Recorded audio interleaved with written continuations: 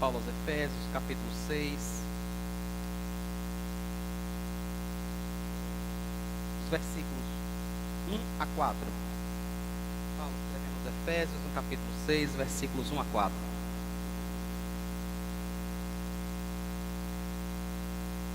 Diz assim o texto: Filhos, obedecei a vossos pais no Senhor, pois isto é justo. Honra teu pai e a tua mãe, que é o primeiro mandamento com promessa, para que te vá bem, e sejas de longa vida sobre a terra. E vós, pais, não provoqueis vossos filhos a ira, mas criai-os na disciplina e na admoestação do Senhor. Vamos orar?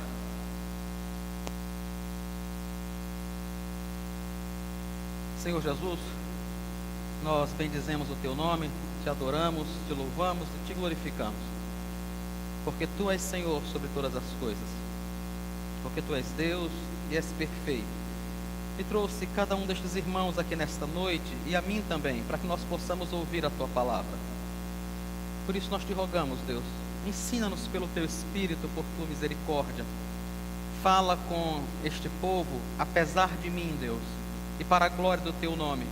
Glorifica a ti mesmo, edifica a tua igreja e nos ajuda a vivermos de forma que o nome do Senhor seja louvado e que a nossa vida possa ser mais tranquila e em paz. Nós pedimos a tua graça e te adoramos no santo nome de Jesus. Amém.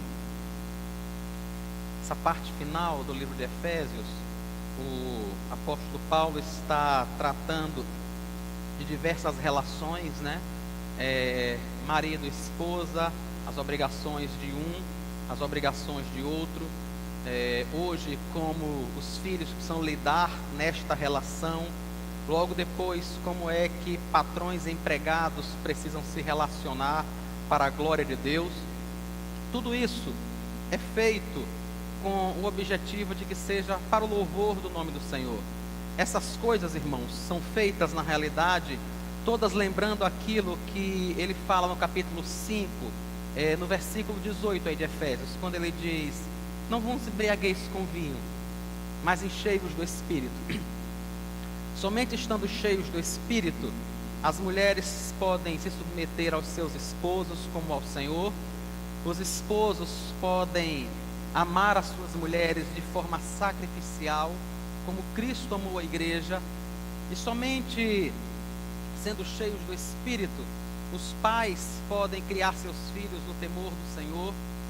Os filhos conseguem obedecer e honrar a seus pais, como diz o mandamento.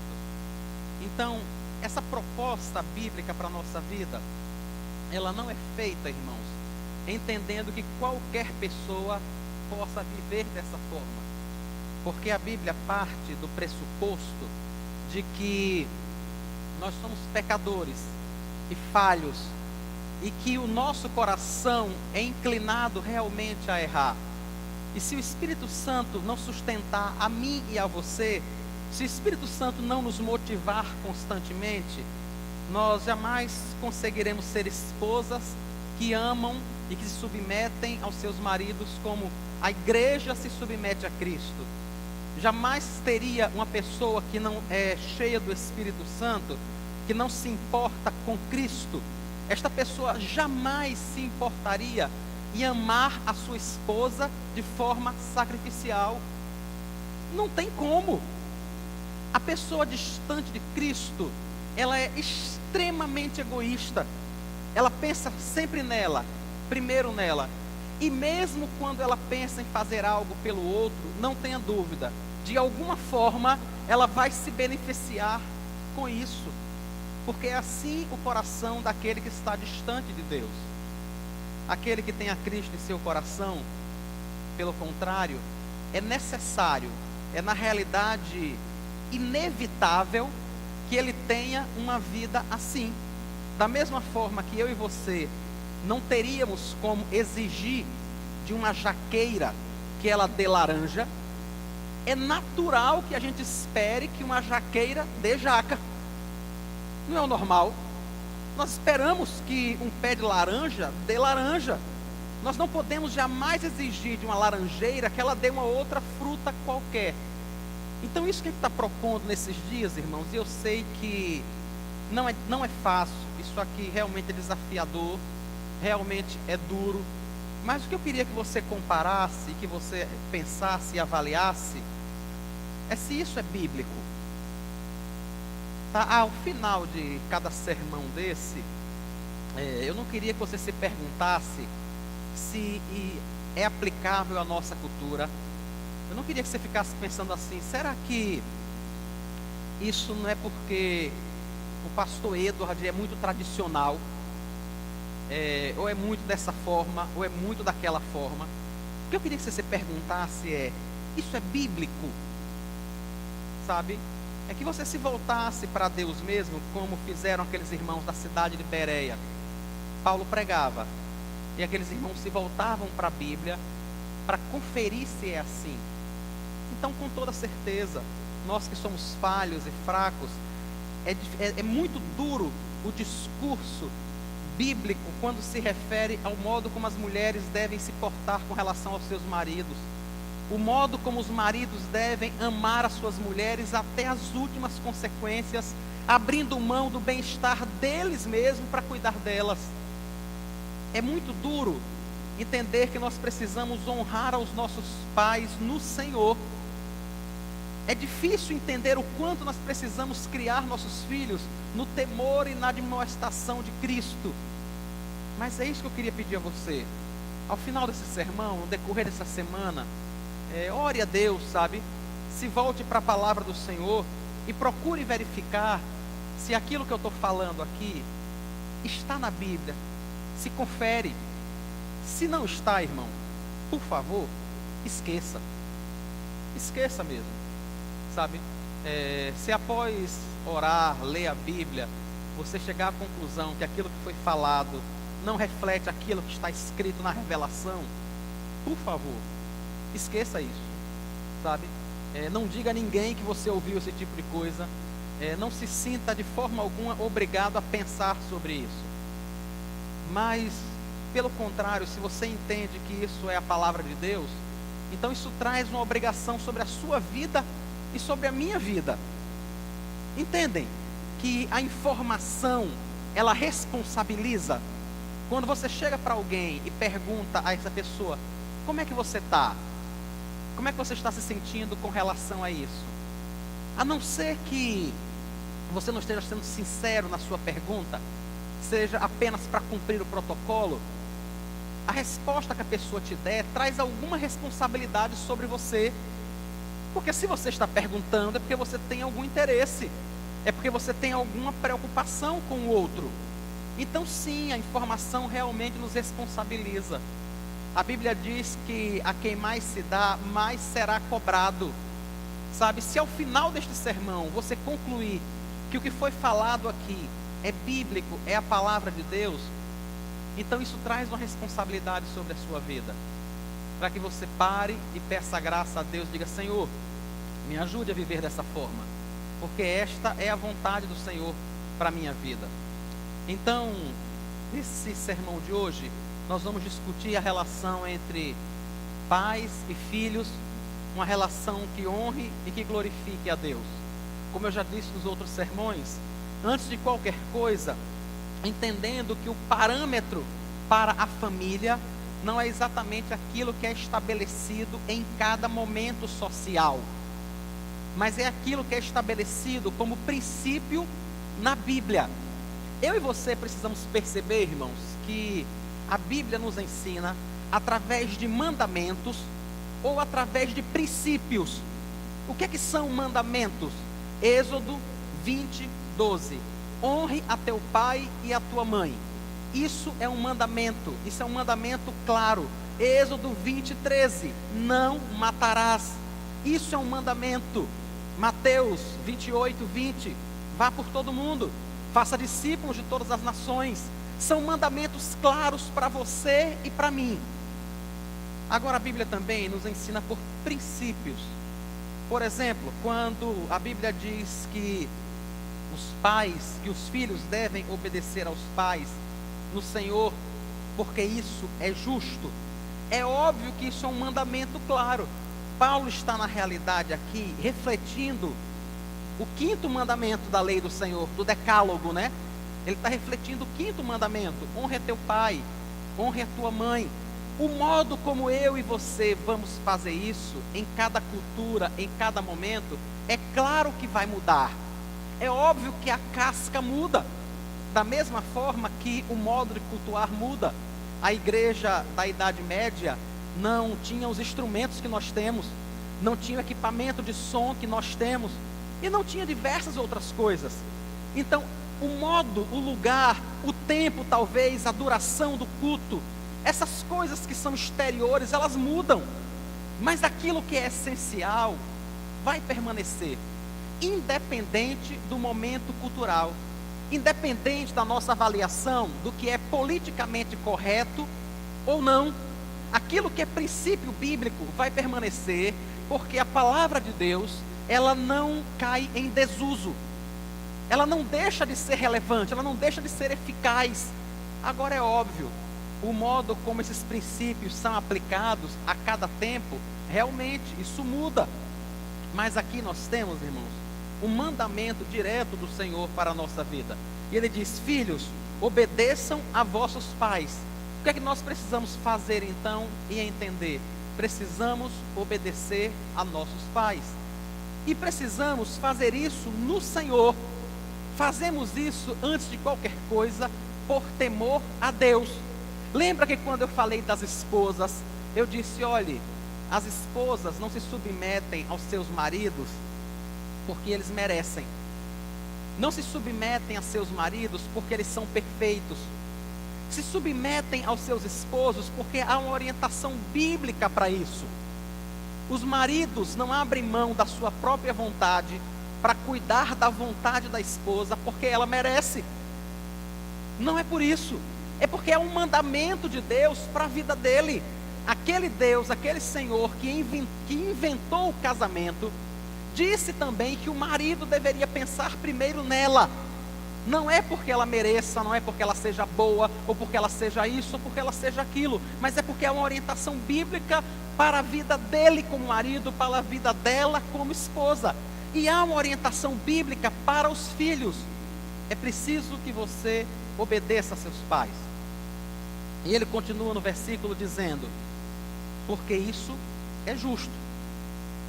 Vejam, irmãos, acho interessante, né? Quando a gente lê o começo do versículo, obedeçam aos vossos pais no Senhor, quantas pessoas ficariam dizendo: o Senhor talvez não conheça meu pai, talvez o Senhor não saiba quem é meu pai, por isso o Senhor está em cima dizendo para eu obedecer a meu pai.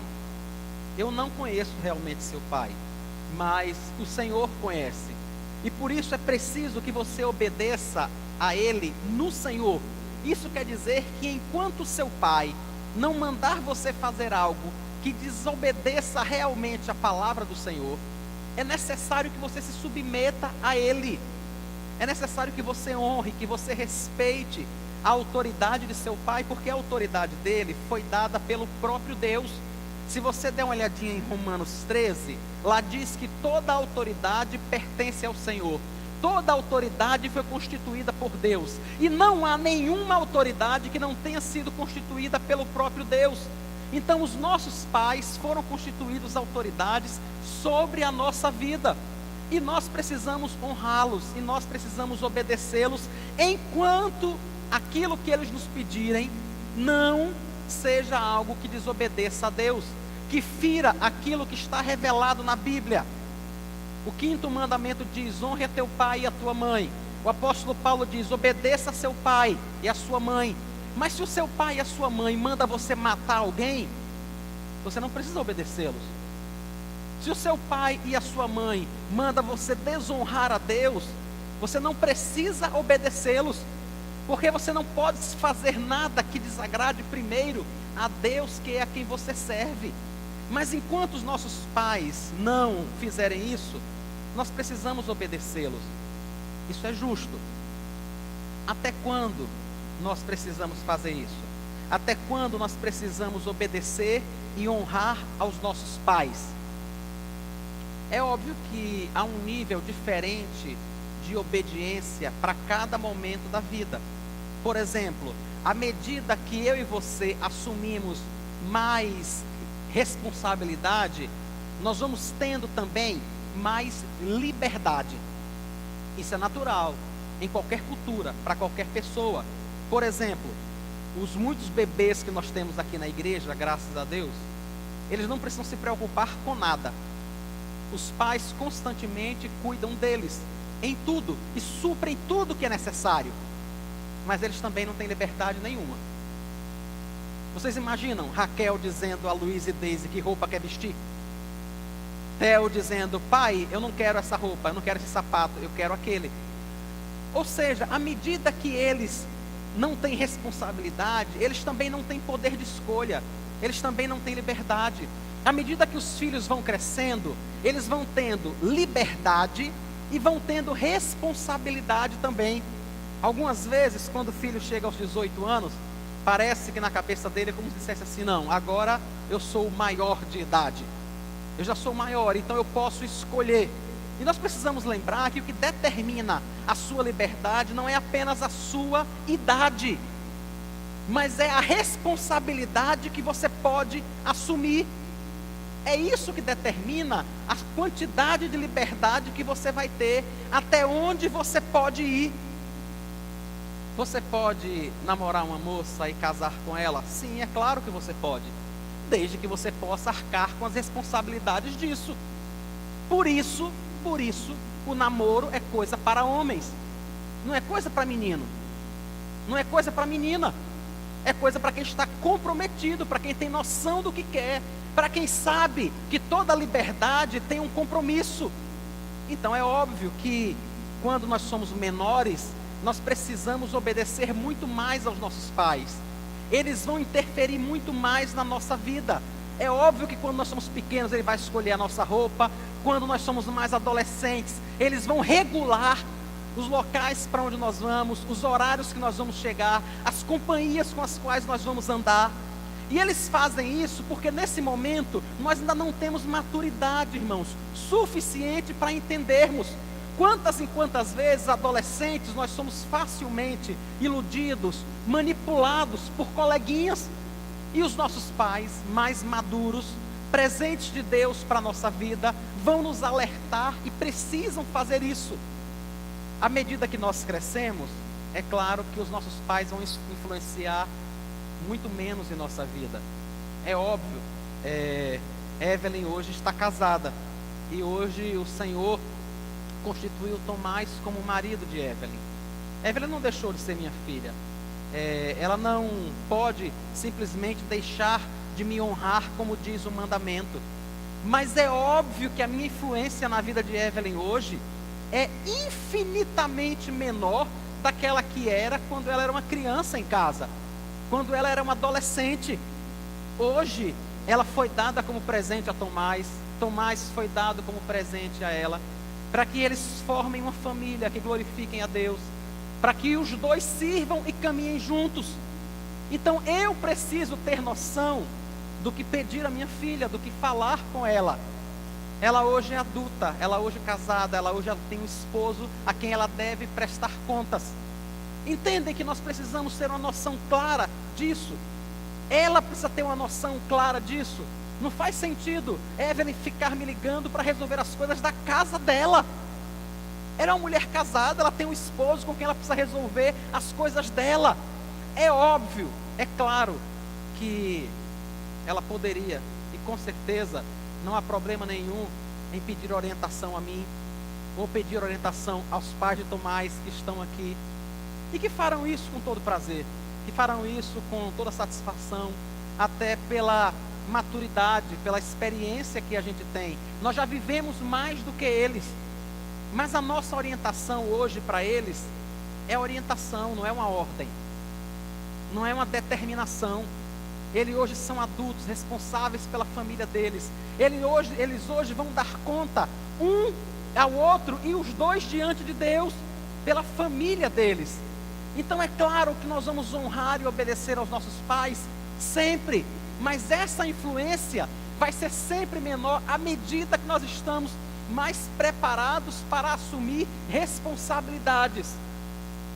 Mas até lá, nós precisamos fazer isso. E o apóstolo Paulo apresenta 2 motivos. Isso é justo. É Deus quem está dizendo, através do seu Espírito Santo. Efésios capítulo 6, versículo 2. Obedeça a seu pai no Senhor, isso é justo. E no final do versículo 1, né? E no versículo 2, honre a seu pai, honre a sua mãe, isso é um mandamento. Isso não apenas é justo, como isso é um mandamento do Senhor para a nossa vida.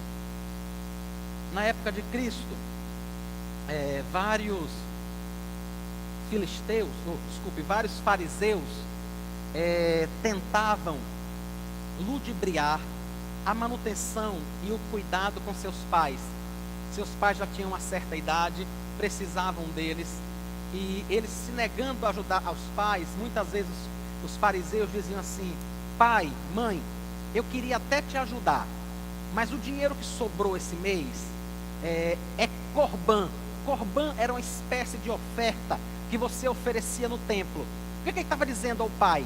Eu até queria te ajudar, mas eu vou pegar esse valor e vou oferecer como oferta no templo.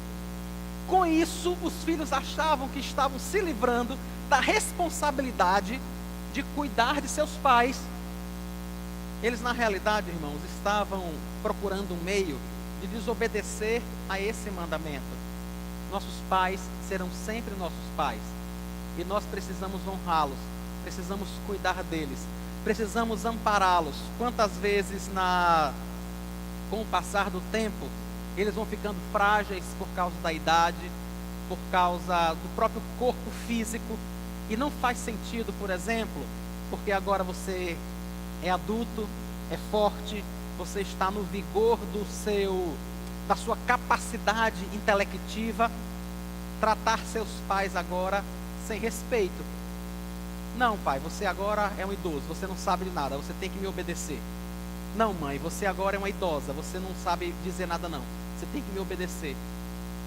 Em momento nenhum a Bíblia diz que os pais devem obedecer aos filhos. Em momento nenhum, irmãos. Independente da idade que eles tenham. Independente. É óbvio que os nossos pais idosos vão precisar de nossa ajuda, vão precisar de nosso amparo, de nosso cuidado. E nós precisamos fazer isso como forma de honrá-los e de glorificar a Deus. Não como uma forma de subjugar os nossos pais. Nunca. Não como uma forma de humilhá-los em qualquer sentido que seja.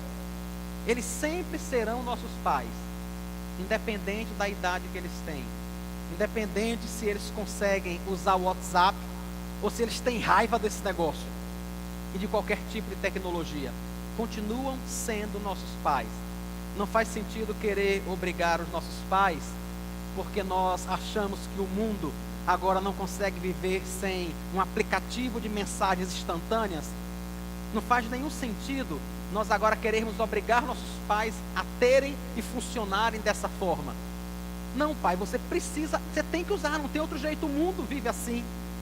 O mundo vive assim, mas ele não consegue fazer. E eu e você precisamos entender isso. E precisamos perceber que eles têm limites agora, como nós tínhamos quando éramos menores. Quando crianças, os nossos pais precisavam cuidar da gente com todo carinho e entender os nossos limites. Eu fico lembrando de Jacó conversando com Esaú. Esaú diz assim: Jacó, vamos caminhando, eu vou conduzir o seu povo, eu tenho 400 homens aqui e eu vou proteger a sua turma, as pessoas que estão com você. E Jacó diz assim: não, Esaú, eu não posso seguir com você, eu tenho muito gado aqui, eles precisam caminhar devagar. Nós precisamos seguir no passo dos meninos. Precisamos seguir no passo das crianças. Percebem? Havia centenas de pessoas que estavam saindo de um lugar para outro, e Jacó deixa muito claro para Esaú: nós não vamos mais rápido. Nós temos crianças que não conseguem andar na nossa velocidade, e nós precisamos respeitar isso.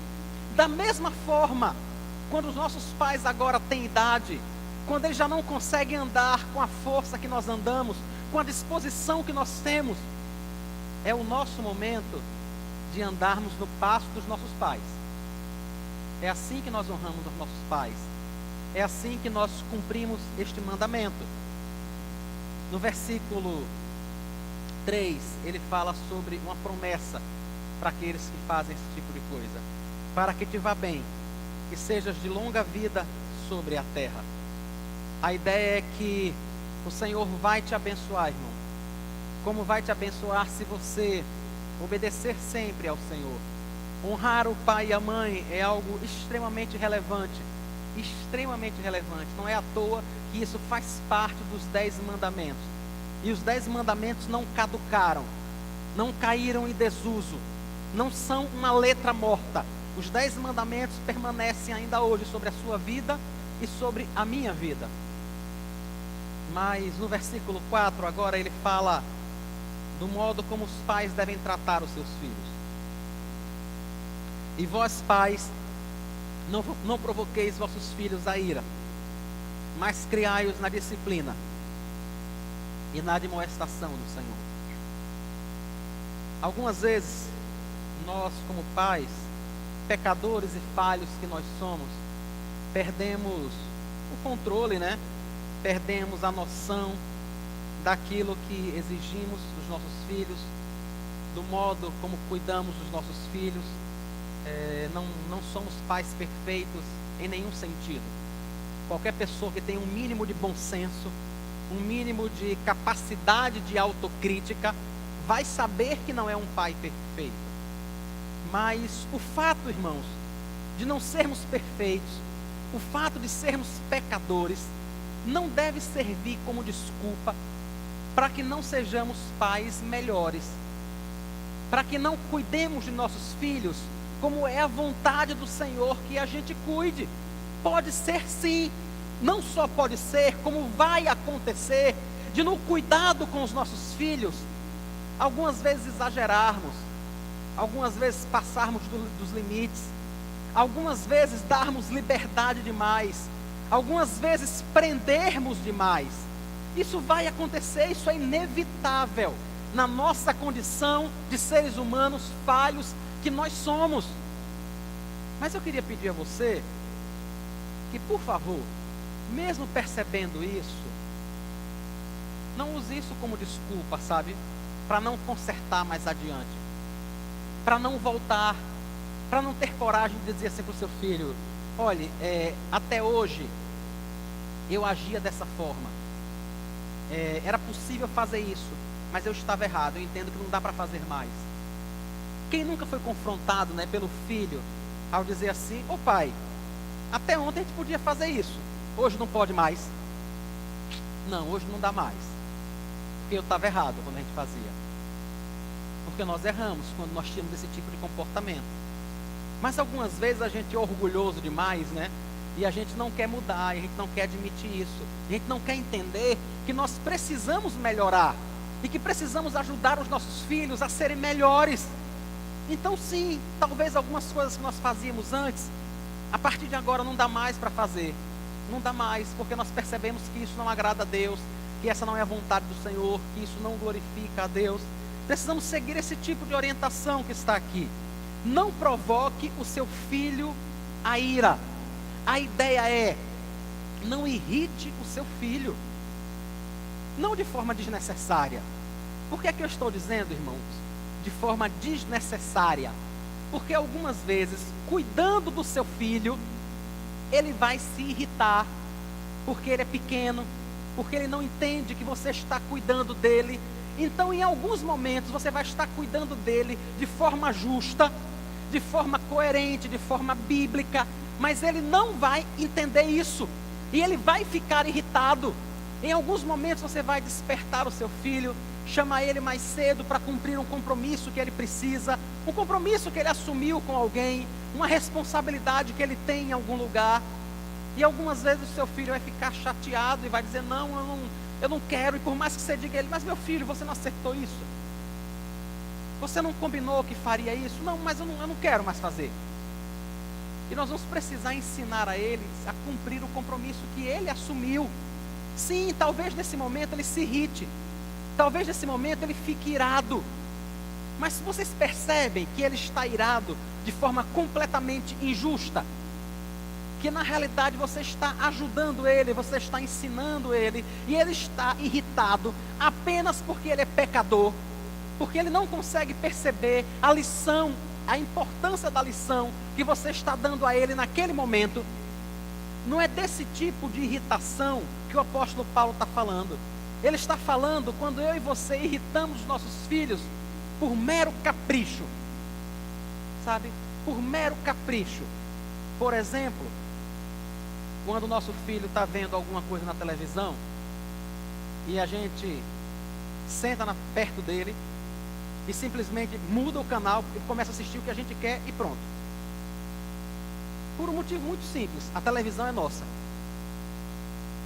a gente é grande, ele é pequeno, ele é nosso filho. Percebem o quanto isso é injusto? Imagine, você simplesmente senta lá. Não, saia, acabou. Não, pai, eu comecei a ver o filme agora. Não, tudo bem, mas eu vou ver outro. É isso que ele está dizendo. Por que irritar o seu filho de forma simplesmente desnecessária, sem o menor sentido, sabe? Sem o menor sentido. Por que mandar nossos filhos fazerem coisas que nós sabemos que não é apenas que eles não gostam, é que não é obrigação deles, não é obrigação deles fazer. Eu e você precisamos ensinar nossos filhos, irmãos, a terem responsabilidade e a trabalhar. Nós jamais deveríamos incentivar nossos filhos a serem preguiçosos. Por isso, precisamos ensinar eles a trabalhar já em casa. Mas eu e você precisamos ter noção de uma coisa: para cada idade, ele pode assumir um tipo de responsabilidade em casa. Para cada idade. E outra coisa, a responsabilidade final, por dar conta do almoço, não é de sua filha, é sua. Entendem isso? Você pode e deve ensinar a sua filha a fazer o almoço, a cuidar, a ser responsável. Mas entenda, a responsabilidade da casa é sua, não é de sua filha, não é de seu filho, é sua. É diferente você ensiná-lo a ter responsabilidade, é diferente você prepará-lo para a vida. Isso é diferente de você ser preguiçoso e se apoiar nele para fazer tudo.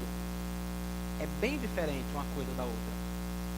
E quando o filho percebe que na realidade ele não é filho, mas é um empregado doméstico, isso sim causa irritação. E é isso que o apóstolo está dizendo: não irrite o seu filho, não provoque o seu filho de forma desnecessária, sabe? Por que é que você pode falar em um determinado tom de voz? Por que é que você pode falar alto e o seu filho não? Não é isso. A gente fala como dá vontade, como quer. Se o menino falar, cala a boca. Mas por quê? Por que é que tem que calar a boca? Sabe, só porque você é o pai, a casa é sua, aí você pode falar nesse tom de voz. Ele tem que falar sempre aqui. Ele não pode falar mais alto, ele não pode conversar, não, nada. Porque você é o pai. É isso que a Bíblia está dizendo. Não irrite o seu filho. Sabe, chegar agora para o seu filho e dizer assim: olha, aqui diz que você tem que me obedecer, que você tem que me honrar. É preciso que eu e você entendamos o limite disso. Que a gente perceba que não dá para exigir dos nossos filhos coisas que o próprio Cristo não exigiria. E quantas vezes nós falhamos, irmãos, nesse sentido? Quantas vezes, sabe? Exigimos coisas não porque são justas, mas apenas porque é um capricho nosso. Por puro capricho, não é por outra coisa. Não é porque é justo, não é porque é bíblico, não é porque vai ajudá-lo. É apenas por puro capricho. E aí a Bíblia diz: em vez de fazer isso, em vez de ser caprichoso na criação do seu filho, faça outra coisa. Crie o seu filho na disciplina e na admoestação do Senhor. São dois aspectos aqui diferentes. O primeiro deles é preciso que você discipline o seu filho. Sempre que nós ouvimos essa palavra disciplina, nós pensamos em alguma espécie de castigo. em alguma espécie de punição. Não é, irmão. A ideia primária de disciplina é de ensinamento. Ensinamento. Não é castigo, não é punição. A ideia básica de disciplina é ensinamento. Eu não estou descartando todos os versículos bíblicos que dizem que nós devemos, inclusive, castigar os nossos filhos fisicamente, se isso for necessário. É bíblico, irmãos. E a quantidade de versículos que tem aqui não dá nem para comparar. São muitos. A Bíblia começa dizendo assim, que a estutícia, a esperteza, a malícia está ligada ao coração da criança, mas é a vara que vai afastá-lo. A Bíblia diz que a vara é para as costas do tolo. E quando o nosso filho se comporta dessa forma, ele tem que receber a vara mesmo. Mas o texto está dizendo para a gente, antes de qualquer coisa, que eu e você precisamos ensinar. É essa a ideia. Ensine o teu filho no caminho que ele deve andar. Em vez de irritar, ensine. Entenda, antes de qualquer coisa, que o seu filho não adivinha. E que ele não vai aprender as coisas apenas no grito. Mas que você precisa ensinar. E precisa fazer isso de forma bíblica. Precisa fazer isso de forma regular. Precisa fazer isso de forma que o nome do Senhor seja glorificado. E que ele cresça. E que esteja diante do Senhor. Tem um qualificativo desse ensinamento. No final do versículo 4, ele diz: crie na disciplina e na admoestação do Senhor. A disciplina é a disciplina do Senhor. A admoestação é a admoestação do Senhor. Como é que eu e você devemos criar os nossos filhos? Ensinando a eles como viverem para o Senhor. Como glorificarem a Deus. Nesse livro aqui, Pais Fracos, Deus Forte, nós compramos 3 exemplares e ao final eles vão estar ali na nossa biblioteca, qualquer pessoa poderá pegar para ler. Nós já encomendamos 3 volumes daquele livro Pastoreando o Coração da Criança, também vão estar ali na nossa biblioteca para que os irmãos possam pegar e ler. Nesse livro, a pessoa que faz o prefácio do livro, ele conta uma história interessante. Ele diz assim: se Deus se retirasse completamente do mundo e Satanás reinasse completamente, soberano sobre toda a sociedade, ele diz aqui no livro, a história que ele conta na introdução, e Satanás reinasse completamente na sociedade, nós não teríamos mais roubos, nós não teríamos mais crianças malcriadas, nós não teríamos mais uma pessoa desacatando a outra. Todo mundo seria ordeiro, organizado, todo mundo respeitaria o direito do outro. As pessoas iriam todo domingo a uma igreja, aonde nunca se falaria de Deus. Nunca. E elas nunca se sentiriam incomodadas com isso. O que o autor do prefácio estava querendo dizer é que muitas vezes nós entendemos que criar os nossos filhos, irmãos, é transformá-los em bons cidadãos. Na nossa cabeça, quando é que muitas vezes a gente diz assim: bom, eu criei meu filho? Quando é que a gente diz isso? Quando ele está formado, quando ele está empregado, quando ele fez um bom casamento, quando ele tem a casa dele, quando ele é um bom cidadão, quando ele cumpre tudo aquilo que um cidadão de bem deveria cumprir. Nesse momento, nós pensamos assim: eu criei bem o meu filho. Acontece que o que o seu filho e o meu filho mais precisam é de conhecimento de Deus. É o que ele mais precisa. Irmão, os nossos filhos, eles nascem sem conhecer a Cristo. E pesa sobre mim e sobre você a responsabilidade de falar de Jesus para eles. constantemente, entendendo que um filho de crente, ele não é naturalmente crente, apenas porque ele é filho de uma pessoa que serve a Deus. Eu e você, como diz aqui o texto, precisamos criá-los na disciplina, na admoestação do Senhor. A ideia de admoestar é de constantemente pegar a palavra de Deus e ajudá-lo a mudar a sua mente, ajudá-lo a mudar o seu pensamento.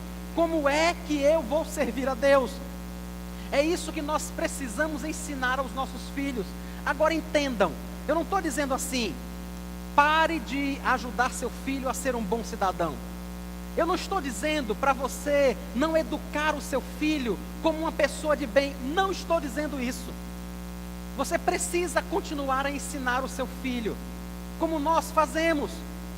Se o nosso filho chega em casa com um brinquedo diferente, um brinquedo qualquer, que a gente percebe que não é dele, a primeira coisa que a gente faz é perguntar: de quem é esse brinquedo?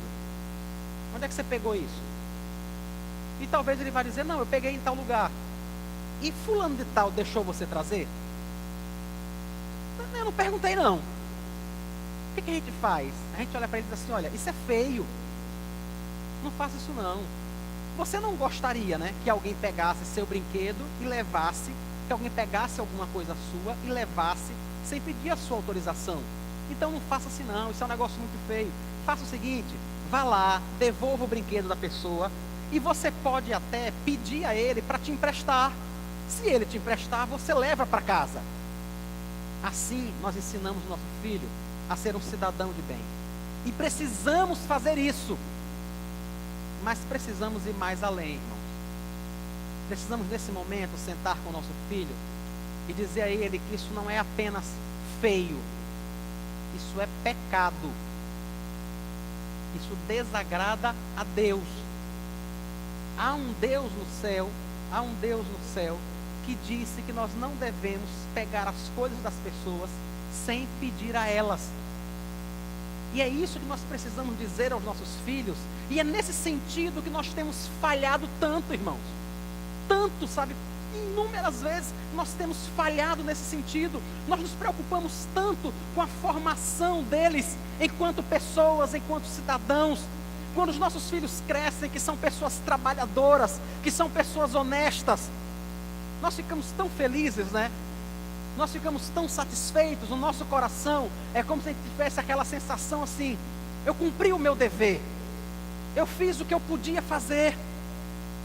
Mas nós precisamos ir mais adiante. A pergunta que nós precisamos fazer é: o meu filho hoje tem uma relação com Deus? Sabe, muito mais do que um diploma, ele conhece a Cristo? Muito mais do que ser um homem trabalhador, ele é um cidadão do céu? É essa pergunta. É nesse momento que nós poderíamos realmente descansar em paz, sabe? Mas por causa da nossa sociedade, por causa dos nossos padrões, por causa dos nossos valores, inúmeras vezes nós esquecemos disso. Se nós temos um adolescente que não dá trabalho, se nós temos um adolescente que não nos dá preocupação, nós descansamos. Quantas vezes nós não nos perguntamos como está o coração dele? Quantas vezes nós não percebemos que sim, ele é uma boa pessoa, nos seus 13, 14, 15, 12, 16 anos, ele é uma boa pessoa, mas é uma boa pessoa distante de Deus. Ele não faz essas coisas por temor a Deus. Ele faz por temor ao seu pai. Ele faz por temor à sociedade. Nós costumamos muito falar de como as pessoas são educadas, gentis, comportadas, honestas em países do primeiro mundo, né? Quantas vezes nós citamos países da Europa como exemplo de pessoas que são educadas, e são mesmo. Mas irmãos, vocês acham que eles fazem isso por temor a Deus? Vocês acham que eles respeitam o espaço do outro por temor a Deus? Não. Eles fazem isso para que o outro respeite o seu espaço. É para isso que ele faz. sabe? A casa dele tem um gramado e não tem cerca, porque ele sabe que o outro não vai permitir que o animal dele venha aqui sujar, venha estragar o seu jardim, por temor a Deus? Não, apenas por um contrato social. Eu não te incomodo, você não me incomoda. Eu não pego o que é seu, você não pega o que é meu. Se você insistir em pegar o que é meu, eu denuncio você e você vai preso. Então não pegue. Para que eu não tenha que denunciar você, para que você não vá preso, vamos fazer o seguinte: você não me incomoda, eu não te incomodo. Você não põe o som alto depois das 10 horas. Você não pega nada que é meu, eu também não pego nada que é seu. O meu filho não faz nada contra o seu, nem o seu faz nada contra o meu. Assim nós conseguimos viver em paz. Nós estabelecemos uma boa sociedade. É isso mesmo. E os europeus fazem isso muito bem. Mas você pode andar pela Europa toda. Você raramente vai encontrar uma igreja. Você raramente vai encontrar pessoas que entendem que há um Deus nos céus e que precisam viver para a glória dele. E que precisam respeitar o espaço do outro. Não apenas por uma regra social, mas porque essa é a vontade de Deus para a nossa vida. Não apenas porque é feio pegar o brinquedinho do outro, mas porque a palavra de Deus diz que eu só devo fazer para o outro aquilo que eu quero que seja feito para mim também. Que eu preciso tratar você da forma que eu quero que você me trate, porque essa é a vontade de Deus para a sua vida e para a minha vida. Quando eu e você entendermos isso, nós vamos formar não apenas bons cidadãos, mas também cidadãos do céu. Não apenas pessoas trabalhadoras e honestas, mas pessoas salvas, que é o nosso maior propósito, irmãos. É tudo que a gente quer. Se a gente tivesse de escolher entre, por exemplo, o nosso filho ser alguém super educado, um excelente cidadão, e depois se perder porque não conhece a Deus e ir para o inferno, ou o nosso filho ter a vida daquele ladrão que encontrou a Cristo no último momento e foi para o céu, o que é que eu e você íamos escolher? Vá, me diga aí, se só tivesse essas duas opções, o que é que eu e você íamos escolher? É óbvio que nós queremos que os nossos filhos conheçam a Deus, porque nós sabemos que a nossa vida não acaba aqui. Eu e você sabemos que no dia que o nosso coração parar, no dia que o nosso corpo falhar, no dia que a nossa vida se esvair, nós estaremos vivendo eternamente, ou diante de Deus, ou separado de Deus. Eu e você e os nossos filhos também. Então nós precisamos nos preocupar com eles nesse sentido, sabe? Nesse sentido de falar, de pregar para eles o tempo todo, de dizer a eles que eles precisam ser bons cidadãos, porque isso glorifica a Deus, porque essa é a vontade de Deus para a vida deles. E a vontade de Deus merece ser ouvida, merece ser honrada. E como é que nós fazemos isso? Disciplinando, ensinando, admoestando, mostrando o que é certo. Como é que nós fazemos isso, irmãos? Vivendo dessa forma. Vivendo dessa forma. Não é raro, não é incomum você encontrar algum pai, alguma mãe que diz assim: pastor, na sua igreja tem escola dominical? Tem. Isso aconteceu algumas vezes comigo, conversando com algumas pessoas de uma igreja que não tinha escola dominical. Na sua igreja tem escola dominical? Eu dizia: tem. Então eu vou levar meu filho lá. E vou deixar meu filho na escola dominical, porque ele precisa desse convívio com os cristãos. Ele é muito novo e ele precisa aprender essas coisas. E aí essa pessoa ia, deixava o filho na porta da igreja, ia para a praia, ia para casa, ia visitar alguém. E aí quando o filho cresce, que não quer ir mais, esse pai diz assim: a culpa é dos jovens da igreja que não procuram meu filho. Sabe? Os colegas dele da faculdade procuram ele. Os jovens da igreja não procuram meu filho. Ele nunca se pergunta, sabe, qual foi a responsabilidade dele nesse processo. Ele nunca se pergunta aonde é que ele estava quando ele deixava o filho na porta da igreja e ele mesmo ia embora. Como é que eu e você vamos querer ensinar aos nossos filhos com esse tipo de comportamento? Não, ore, porque orar faz bem. Não, eu mesmo não oro. Eu mesmo não faço isso. Olhe, leia a Bíblia. Você precisa ler a Bíblia para conhecer a vontade de Deus para a sua vida. Mas nós mesmos não fazemos. Como os nossos filhos vão aprender dessa forma, irmãos? Os nossos filhos são responsabilidades nossas. E nós precisamos orar por eles. Mas precisamos fazer isso também na nossa vida. Quando nós falamos sobre as esposas, não sei se vocês lembram, elas vão ser submissas ao seu esposo, como elas são submissas ao seu marido. Como exigir que uma mulher que não é sequer submissa a Cristo, que tem a vida e o coração dela na mão, que ela seja submissa ao seu marido? Como exigir a um marido que não ama a Deus, que ame a sua esposa?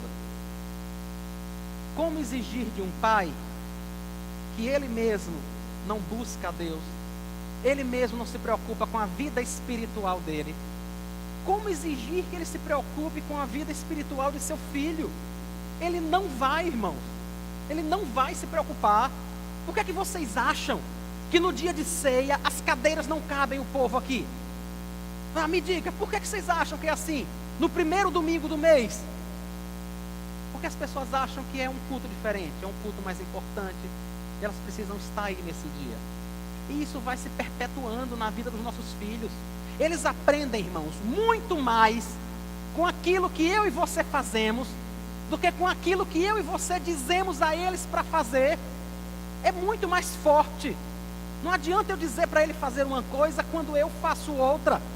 No fundo do coração dele, o que ele vai estar pensando é: meu pai é hipócrita. Meu pai está sendo hipócrita. Como é que ele manda eu fazer algo que ele mesmo não faz?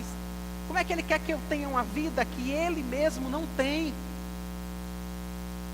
Precisamos rever isso na nossa vida. Agora,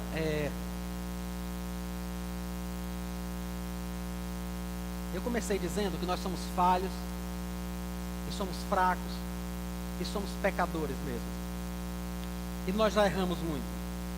Eu já errei muito. Evelyn está aqui, que não me deixa mentir. Com toda certeza, eu errei muito.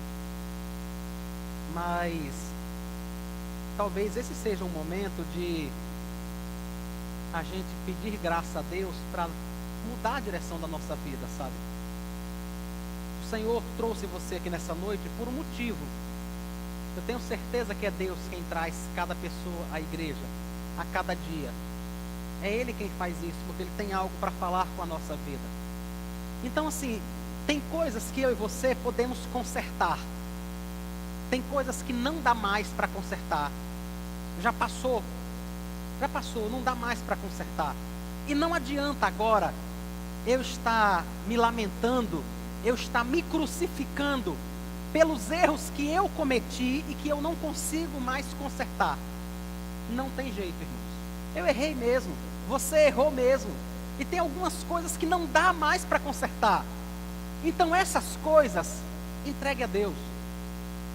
Não dá mais para consertar? Não tem mais o que fazer? Entregue isso a Deus, acabou. Passou o tempo, não tem mais o que fazer. Foque naquilo que dá para você fazer ainda. Sabe? Em vez de ficar paralisado pelos erros que você cometeu e que não tem mais jeito a dar, em vez de ficar paralisado por isso, se coloque diante de Deus e peça força a Deus para mudar aquilo que você ainda pode, enquanto ainda é tempo. Ainda é tempo. Você não pode mudar um monte de coisa, mas tem um monte de coisa que você ainda pode. Então, se coloque diante de Deus hoje, sabe? Peça perdão a Deus pelas falhas que você cometeu e peça graça a Deus por aquilo que você ainda pode consertar, por aquilo que você ainda pode fazer. É melhor que no futuro seu filho diga assim: rapaz, teve um momento na vida de meu pai que ele mudou tanto que eu fiquei sem entender. Do que ele dizer assim: rapaz, meu pai nunca mudou, foi assim a vida toda. Não tem porquê, sabe? Não tem porquê. Quantas vezes eu e você gostaríamos que os nossos pais tivessem mudado, tivessem passado a agir de forma correta naquilo que não agiam? E isso, irmãos, é muito propício para a nossa igreja. Uma igreja cheia de crianças, né? E assim, eu fico muito feliz que você tenha a oportunidade de ouvir isso enquanto seu filho está no colo. Sabe, você vai ter a oportunidade de fazer muito mais. Sabe, eu fico muito feliz de poder ter a oportunidade de comprar livros assim, colocar ali dentro e incentivar você a ler. Para que quando o seu filho tiver com 20 anos, com 25, com 30 anos, você tenha muito menos coisas para se arrepender. Muito menos. Mas não fique remoendo, não. Não fique remoendo aquilo que você não pode dar jeito. Busque a Deus, que é Senhor de todas as coisas. Busque ao Senhor, entregue seus filhos a Deus. Peça perdão a Deus pelos erros que você cometeu. E entenda, irmãos, conforme diz a própria Bíblia, aonde abundou o pecado, superabundou a graça. Entenda isso. Os erros que eu e você cometemos com os nossos filhos, não são nada diante da graça de Deus. Eu tenho certeza que se hoje Evelyn serve ao Senhor, é porque a graça de Deus foi infinitamente maior do que todos os meus erros. Infinitamente. E a graça de Deus permanece sendo assim até hoje. Então sim, você erra, sim, você falha, mas a graça de Deus é muito maior do que isso, do que a sua capacidade de falhar, do que a sua capacidade de errar. Tem coisas que você não pode mudar, mas que Deus ainda pode mudar o coração do seu filho, independente da idade que ele tenha. Ele pode ter 15 anos, 17, 19, 20, 25, seja lá quantos anos forem. Talvez ele não ouça mais você como ele ouvia quando era criança, mas há um Deus que fala ao coração dele. Sabe, se ele não ouve mais a sua voz, fale com o Senhor, porque quando Cristo fala, irmãos, os mortos ouvem e saem da sepultura. Quando Cristo fala, qualquer pessoa se dobra. Seu filho pode ter o coração mais endurecido do mundo. Pode ser que as suas palavras entrem por um ouvido e saiam pelo outro, e ele nem se importe com o que você está falando. Mas ele não pode fazer isso quando Deus fala com ele. Então, se você não tem mais como alcançar o coração do seu filho, o Senhor tem. Não pense que os seus erros são maiores do que a graça de Deus. Sabe, não pense que as suas falhas podem impedir a obra de Deus na vida de seu filho. Isso não é verdade. Não é verdade. A vontade do Senhor vai prevalecer sempre. Essa semana eu lia Isaías e ficava muito feliz ao ver o Senhor dizer: agindo eu, quem impedirá? Me diga, quem é que pode impedir o agir de Deus? Ninguém, irmãos. Nem a dureza do coração do seu filho, nem a idade dele, nem todos os erros que você e eu já cometemos podem impedir o agir de Deus na vida deles. Então sim, vamos nos juntar em oração. Vamos colocar o rosto no pó e clamar ao Senhor e pedir a Deus que fale ao coração dos nossos filhos. E Ele vai fazer isso por sua misericórdia e por sua graça. Que o Senhor te sustente, irmão. Que o Senhor te ampare e que te dê graça para viver para a glória do seu nome. Vamos orar.